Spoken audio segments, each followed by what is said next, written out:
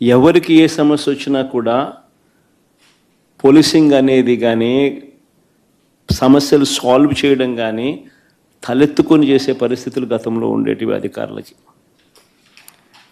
ఈరోజు ఆ అధికారుల పరిస్థితి ఏమిటి అని అంటే, చంద్రబాబు నాయుడు గారి మాట ఏ పోలీస్ అధికారైనా కూడా వినకపోతే వాళ్ళ పరిస్థితి ఏమిటి అని అంటే, డీజీ స్థాయిలో ఉన్న అధికారి సైతం పిఎస్ఆర్ ఆంజనేయులు డీజీ స్థాయి అధికారి,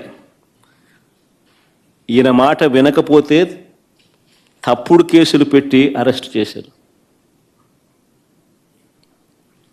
మరో డీజీ స్థాయి అధికారి సునీల్ కుమార్ను, మరో అడిషనల్ డీజీ సంజయ్ను, దళిత ఆఫీసర్లు వీళ్ళంతా, ఇంకొక బీసీ ఆఫీసర్ ఐజీ కాంతి రాణా టాటాను, డిఐజీ ఎస్సీ అధికారి విశాల్ గున్ని, వీరందరిపై తప్పుడు కేసులు పెట్టి సస్పెండ్ చేయించారు. ఎందరో ఎస్పీ స్థాయి అధికారులపై తప్పుడు కేసులు పెట్టి విచారణ పేరుతో వేధిస్తూ ఉన్నారు. వీరు కాక నలుగురు నాన్ క్యాడర్ ఎస్పీలు, ఒక కమాండెంట్ స్థాయి అధికారి, 22 మంది అడిషనల్ ఎస్పీలు, 55 మంది డిఎస్పీలకు పోస్టింగులు లేవు. మరో 6 డిఎస్పీలు, 3 అడిషనల్ కమాండెంట్లు, 2 అసిస్టెంట్ కమాండెంట్లు కూడా హెడ్ క్వార్టర్లో రిపోర్టింగ్ చేయిస్తూ ఉన్నారు.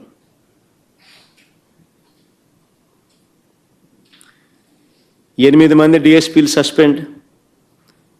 వీరు కాక మరో 80 నుంచి 100 మంది ఇన్స్పెక్టర్లు, 100 మంది కానిస్టేబుళ్ళు విఆర్లో ఉన్నారు. చంద్రబాబు నాయుడు గారి మాట ఎవరైతే వినరో వారి పరిస్థితి ఇది. రాష్ట్రంలో ఎంతటి దుర్మార్గపు పాలన నడుస్తూ ఉంది అని చెప్పడానికి ఇవన్నీ కూడా ఉదాహరణలు. కేవలం తన మోచేతి నీళ్లు తాగే అధికారాలను మాత్రమే తాను పెట్టుకొని వాళ్ళను కరప్షన్లో భాగస్వాములను చేసుకుని, ఈరోజు రాష్ట్రంలో పరిస్థితి ఏమిటి అని అంటే, డిఐజీ అనేవాడు మాఫియా డాన్. ఆ జోన్కు ఆయన కింద సిఐలు, ఓ డిఎస్పి, అదే ఆయన ఆర్మీ.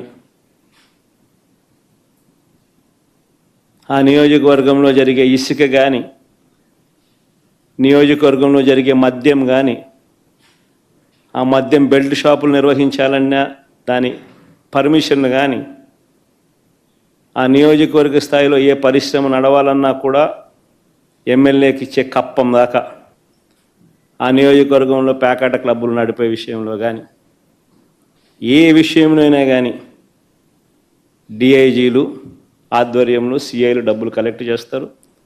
వీళ్ళు ఎమ్మెల్యేలకు ఇస్తా ఉన్నారు రివర్స్.